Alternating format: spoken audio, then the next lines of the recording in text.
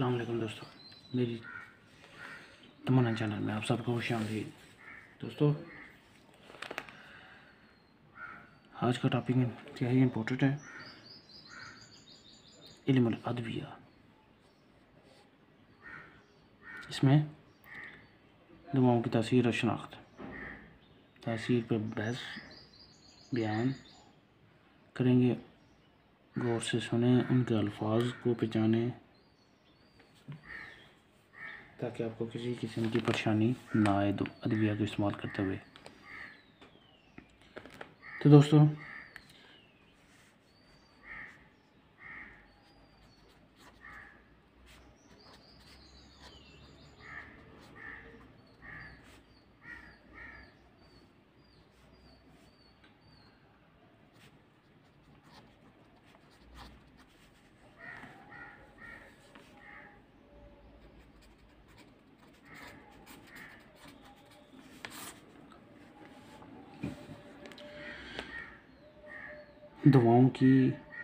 दवाओं का इल्म अदविया, इसकी जो हिस्ट्री या तारीख है, ये तो बहुत मुश्किल है इसको वाज़ेह करना कि सबसे पहले इंसान से कबल किस दवा का इंकशाफ किस तरह से हुआ, किस तरह से अमल में आया, किस मर्ज़ के लिए कौन सी मखसूस दवा इस्तेमाल में आई। तो दोस्तों, यहाँ ये बात भी वसूख से नहीं की जा सकती, ना ही बताई जा सकती है कि सबसे पहले हैवानी हो, मादनी हो या नबाताती कोई भी दवा हो, किस ज़ाले मर्ज़ की गर्ज से इस्तेमाल की गई। हाँ, ये सिर्फ क़यास के ज़रिए ही मुमकिन है या उसके तस्कीन हासिल की जा सकती है, ये ठीक है। दवा और मर्ज़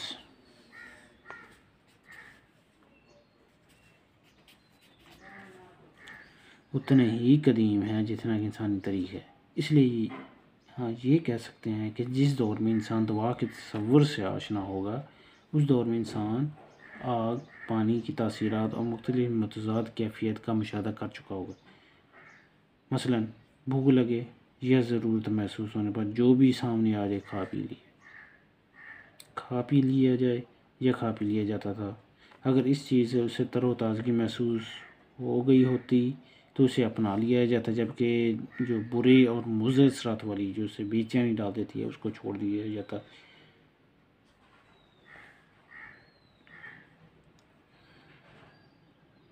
एक ख्याल जो इम्पोर्टेंट है, जो चलता भी आ रहा है कि इल्मुल अदविया की दाग पहल जो से ना, वो हज़रत सुलेमान अलैहिस्सलाम के ज़माने से हुई, क्योंकि इनके दौर की ये एक बात मशहूर है कि दरख्त, पौधे, अदना अला हैवानात उनसे हम कलाम होते थे। मुख्तलिफ़ दवाओं के असरात, मिजाज, उनके फ़ाल ख़ास का इंसान को मुख्तलिफ़ इत्तफ़ाक़ात से हासिल हुआ। जो मसलन कैसे ये बातें हज़रत सुलेमान अलैहिस्सलाम पर खुलती चली जाती थी।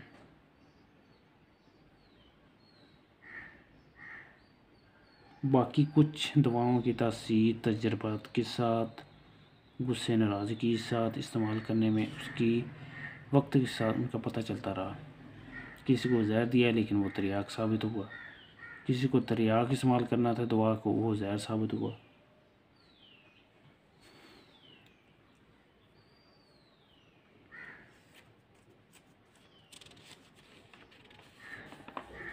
तो दोस्तों, इसी तरह से कुछ तजर्बात चलते रहे। फर्स्ट में भी यही है। फिर इसी तरह से दवाओं के असरात को पता लगे, कम दर्जे की दवा, ज़्यादा दर्जे की दवा, उससे ज़्यादा दर्जे की दवा। तो दोस्तों, आज बात करेंगे दवा की जो तासीर है ना,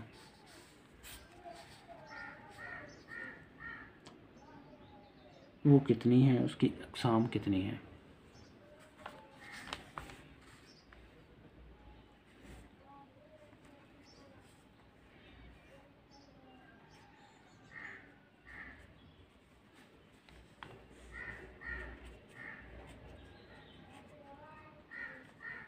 एक अगर दवा हो तो उसकी कितनी अक़साम है।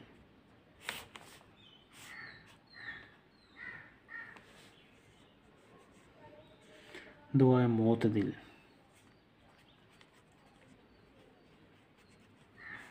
दवाए हार,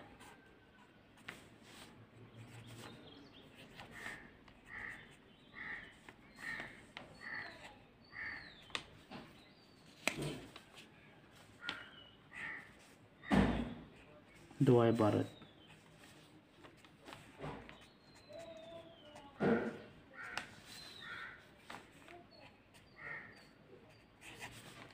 तो 3 दवाए मोतदिल, दवाए हार और दवाए बारिद।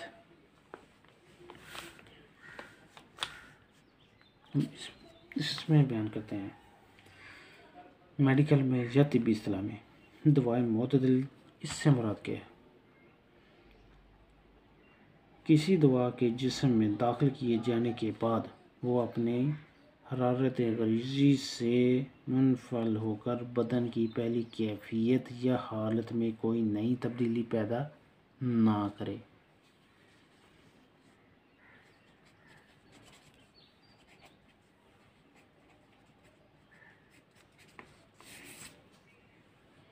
ठीक हो गया दोस्तों। मोतदिल, न्यूट्रल।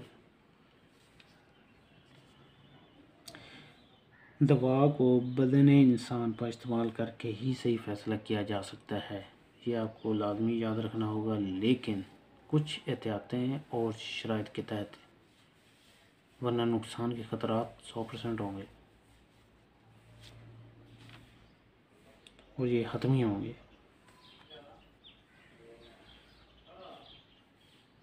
तो इसलिए सबसे पहले जानवर पर तजर्बा किया जाता है, फिर इंसानी जिस्म पर, ताकि पता लग सके इंसानी जिस्म किस हद तक इस दवा को बर्दाश्त कर सकता है या उसके असरात किस किस्म के हो सकते हैं। जैसे होता है, इसकी मिसाल दूँ ना, इसकी एक कोड़े बादाम, तलख बादाम घोड़े के लिए नुकसानदेह होता है, जबकि इंसानी जिस्म को इससे कोई ज़रर नहीं, नुकसान नहीं होता है। सपिस्तान है, बेईदाना है, परसेवशान है, मोतदिल हैं, ये चीज़ें अद्वियात में इस्तेमाल होती हैं। आपने सुनी भी होंगी, अगर नहीं सुनी तो फिर आपने गौर करें इन चीज़ों पे।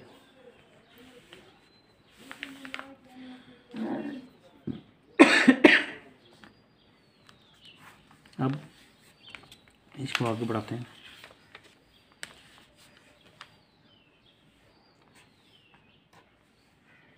दवाए मोतदिल हकीकी। अब दवाए मोतदिल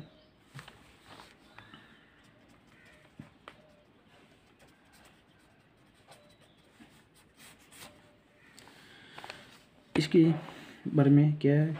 जिस तरकीब में आग, हवा, पानी, चारों नासिर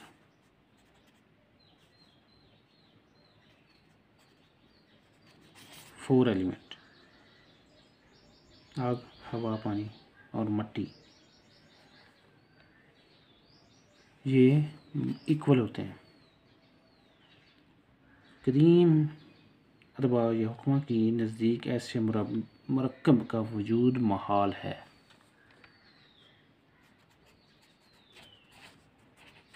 ठीक हो गया दोस्तों। दवाए मोतदिल हकीकी। अब आगे चलते हैं। तिब्बी।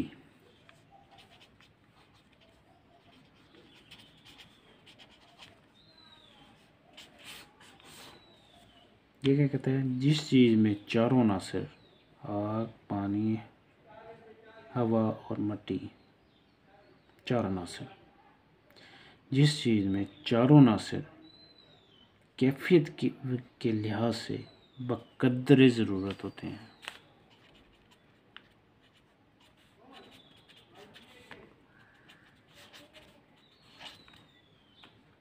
वो क्या कहलाती है? दवाए मोतदिल तिब्बी। अब कहते हैं दवाए हार।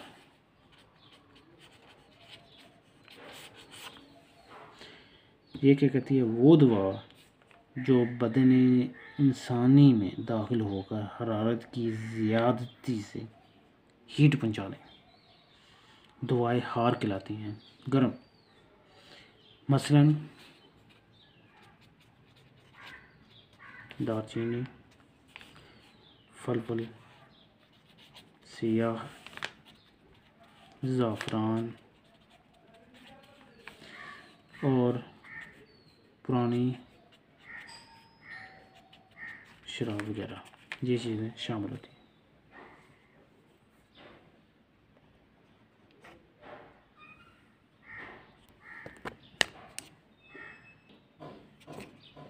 ठीक हो गई दोस्तों।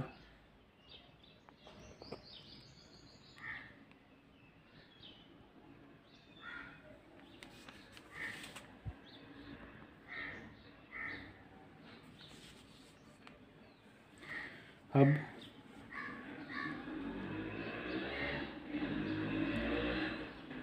ये मिसाल आपके लिए। अब चलते हैं दोस्तों, इनको लाजमी मद्देनज़र रखें। छोटी छोटी तारीफ़ें हैं, छोटे छोटे नाम हैं इनके। दवाई मोतदिल और गैर मोतदिल, इसकी रियलिटी क्या है? दवाई मोतदिल,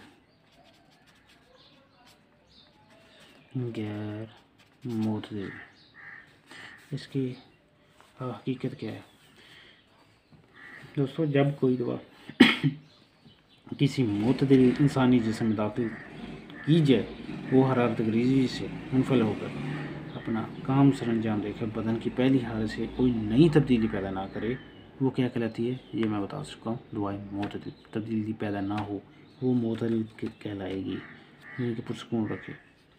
लेकिन अगर उसके बरक्स तब्दीली पैदा कर दे या ज़्यादा कैफियत या नुकसानदेह सूरत हाल पैदा कर दे, तो वो दवाई गैर मोतदिल होगी। ये पॉजिटिव होगी, ये पॉजिटिव होगी, ये नेगेटिव होगी, यानी कि ये इसका उल्टा होगी, ये इसका उल्टा होगी। ये भी मैंने बयान पहले कर दिया कि दवाओं के तजुर्बात बदन इंसानी पर ही किए जाते हैं या किए जाएं। गैर इंसानी बदन पर किए गए तजुर्बात नाक़िस ही साबित होते हैं कि कोई इंसानी जिस्म और चारा खाने वाले जिस्म में फ़र्क होता है। लेकिन कुछ शराइतें होंगी, वो आने वाले लेक्चर में आपको पता लगता जाएगा। बेसिक में यही चीज़ समझनी ज़रूरी है कि इंसान की खुराक, इंसान की दवा जानवर के लिहाज से मुख्तलिफ होती है।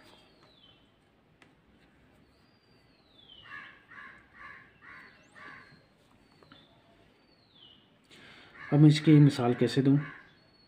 बादियान रूम यानी सों,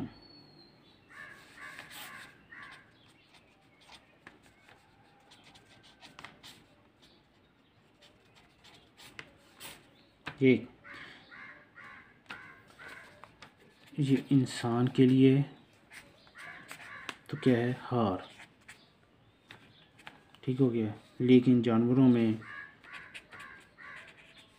गधे के लिए क्या है? बारज। फ़र्क आ गया ना? क्योंकि इसके अज्जाए मादा की तरकीब इंसानी बदन में कवी होती है, लेकिन हैवानात के जिस्म में बरूदत की हद तक कमज़ोर होती है।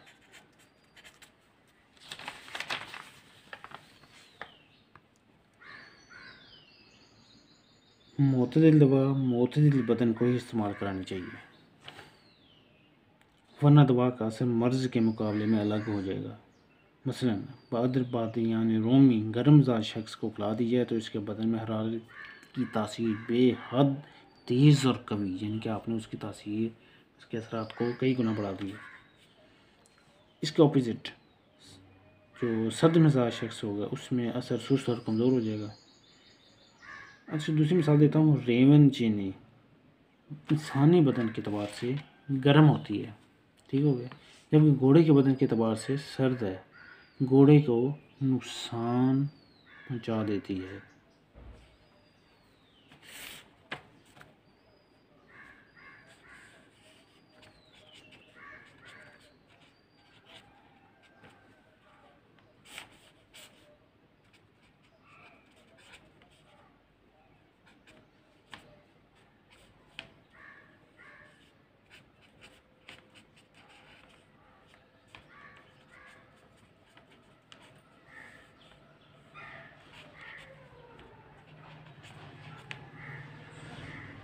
ठीक हो गया दोस्तों।